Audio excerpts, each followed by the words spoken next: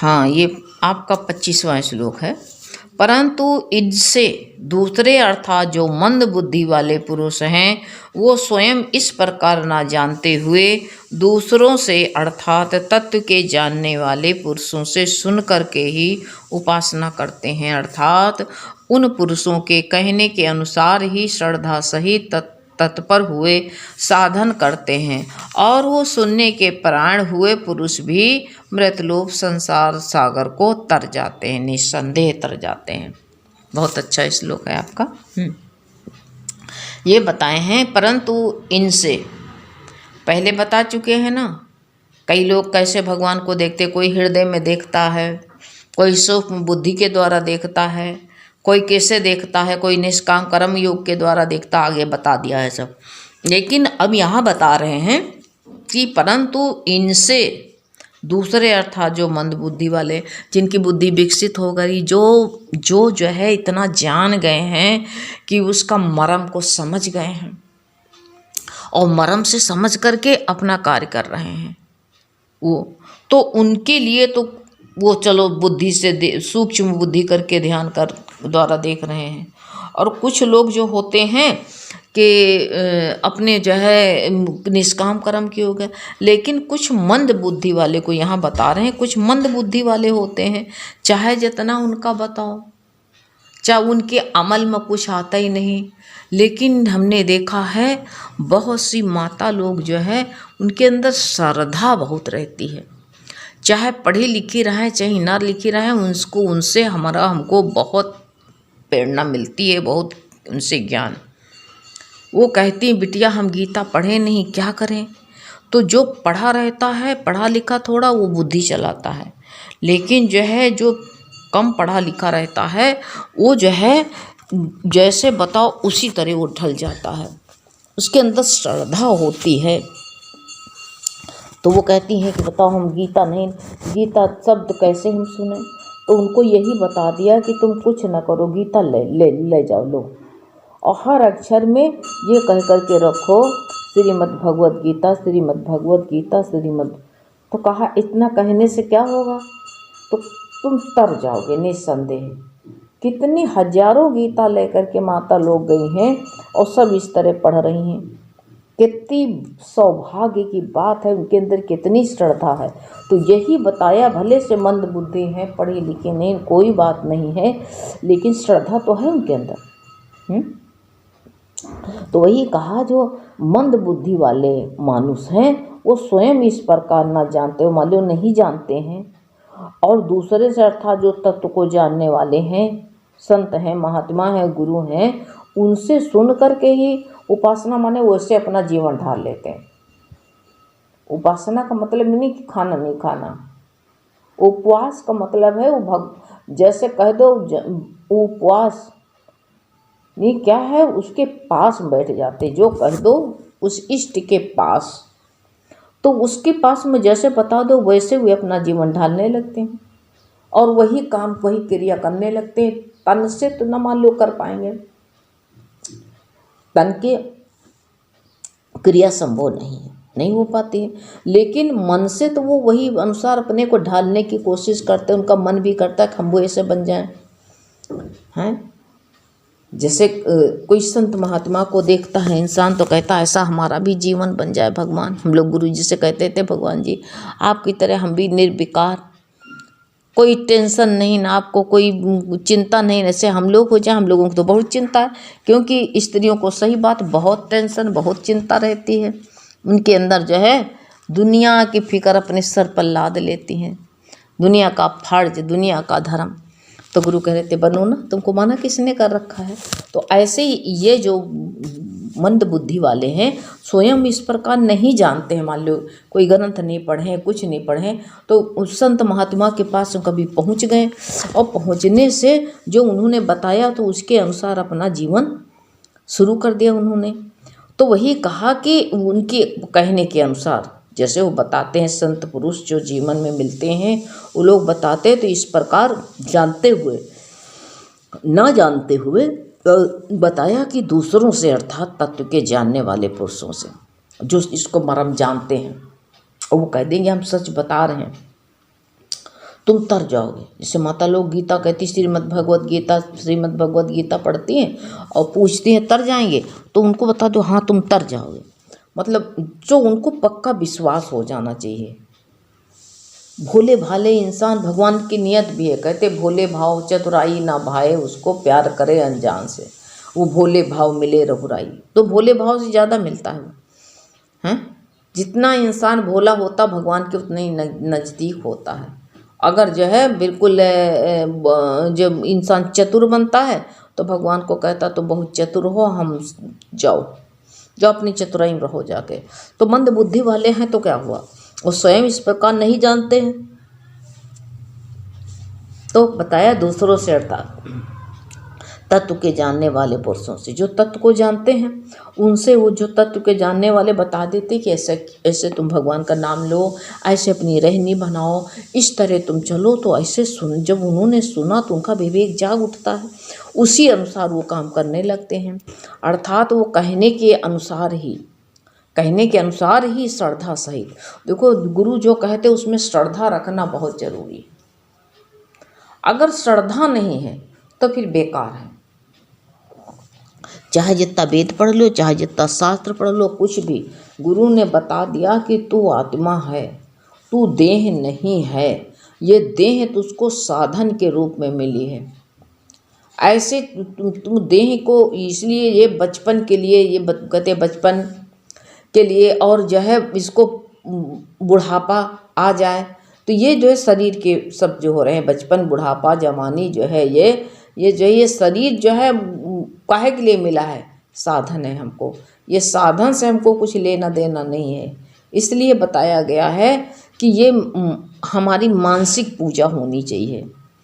तो वैसे कहने के अनुसार श्रद्धा ऐसे होना चाहिए, जो गुरु कह दे 2 और 2 5 है तो 5 है, और दिन में गुरु कह दे रात है तो रात है। श्रद्धा ये होती है।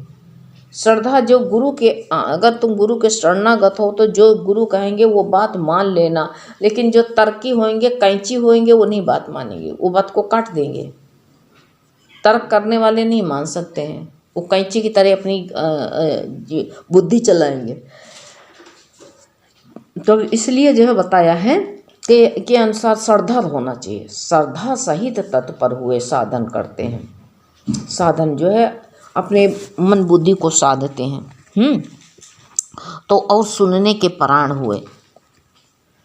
प्राण हुए मानो जो है मृत रूप संसार सागर को निस्संदेह तर जाते। जहाँ श्रद्धा है तो सागर, गुरु कहते हैं इतना विशाल सागर जो होता है वो भी गौ के खुर की बराबर जो है, गुरु उसको जो है छोटा बना करके और नगा करके उसको भव सागर से पार करा देते हैं। ये संसार के विचार शुद्ध होना चाहिए। और ये मान लो कि भाई गुरु ने कहा ये मत कहो कि जो है, अगर तुम्हारे मन में जो है भी गुरु ने कहा ये कहोगे कि हमने भाई बहुत तपस्या करी है, हम बहुत सत्संग करते हैं, गुरु ने कहा ये अहंकार तुमको गिरा देगा। वो बुढ़िया नहीं कहती थी, गुरु से कहने लगी गुरु जी हमारे घर आइए। गुरु ने कहा हम किसी के घर नहीं जाते। कहा गुरु हम गरीब हैं इसीलिए नहीं आते हो। बहुत लोग गुरु को यही कह देते। गुरु ने कहा ठीक हम आएंगे तेरे घर। तो उसके घर में था तो कुछ नहीं, कहा हम आएंगे लेकिन किसी का नमक नहीं खाते।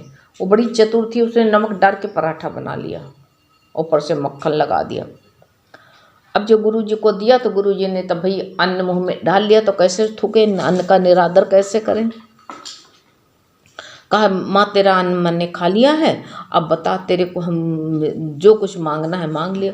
तो चतुर थी ही। कहा गुरु जी जिस विमान से जाना, लेकिन चतुराई से परमात्मा से पास जा नहीं सकते, कोई न कोई बाधा लग जाएगा। इतना बात लिख लो तुम, जो चतुराई अगर जो है तुम करोगे तो भगवान से दूर ही रहोगे, इतना पक्का याद कर लो। तो वो कहा कि जो है भाई, गुरु ने कहा विमान बस तो बैठने लायक नहीं हो तुम, लेकिन जो है जब हमारा विमान उड़ेगा तब तुम विमान को पकड़ लेना, पावा पकड़ करके और जो है लटक जाना तुम भी।